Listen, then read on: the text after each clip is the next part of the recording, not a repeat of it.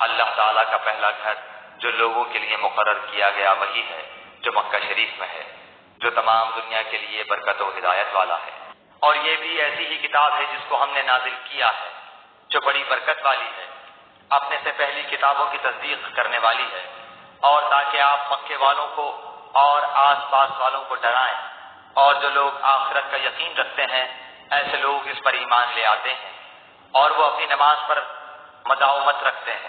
اور یہ ایک کتاب ہے جس کو ہم نے بھیجا بڑی خیر و برکت والی، سو اس کا اتباع کرو اور ڈرو تاکہ تم پر رحمت ہو۔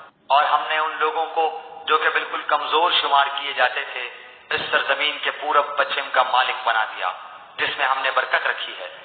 اور آپ کے رب کا نیک وعدہ بنی اسرائیل کے حق میں ان کے صبر کی وجہ سے پورا ہو گیا، اور ہم نے فرعون کے اور اس کی قوم کے ساختہ پرداختہ کارخانوں کو اور جو کچھ وہ اونچی اونچی عمارتیں بنواتے تھے سب کو درہم برہم کر دیا۔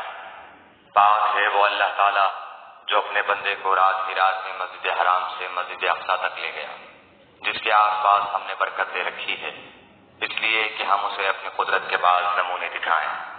یقیناً اللہ تعالیٰ ہی خوب سننے دیکھنے والا ہے۔ اور یہ نصیحت و برکت والا قرآن بھی ہم ہی نے نازل فرمایا ہے، کیا پھر بھی تم اس کے منکر ہو؟ اور ہم ابراہیم اور لوط کو بچا کر اس زمین کی طرف لے چلے جس میں ہم نے تمام جہان والوں کے لیے برکت رکھی تھی۔ ہم نے تند و تیز ہوا کو سلیمان علیہ السلام کے تابع کر دیا جو اس کے فرمان کے مطابق اس زمین کی طرف چلتی تھی جہاں ہم نے برکت دے رکھی تھی، اور ہم ہر چیز سے باخبر اور دانا ہیں۔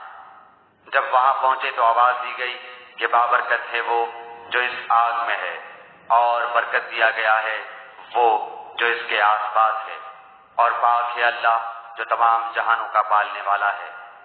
اور ہم نے ان کے اور ان بستیوں کے درمیان جن میں ہم نے برکت دے رکھی تھی چند بستیاں اور آباد رکھی تھیں جو برسر راہ ظاہر تھیں، اور ان میں چلنے کی منزلیں مقرر کر دی تھیں۔ ان میں راتوں اور دنوں کو بامن و امان چلتے پھرتے رہو۔ اور اس نے زمین میں اس کے اوپر سے پہاڑ گاڑ دیے اور اس میں برکت رکھ دی، اور اس میں رہنے والوں کی غذاؤں کی تجویز بھی اسی میں کر دی، صرف 4 دن میں ضرورت مندوں کے لیے یکساں طور پر۔ اسی طرح آدیوں میں بھی ہماری طرف سے تنبیہ ہے، جبکہ ہم نے ان پر خیر و برکت سے خالی آندھی بھیجی۔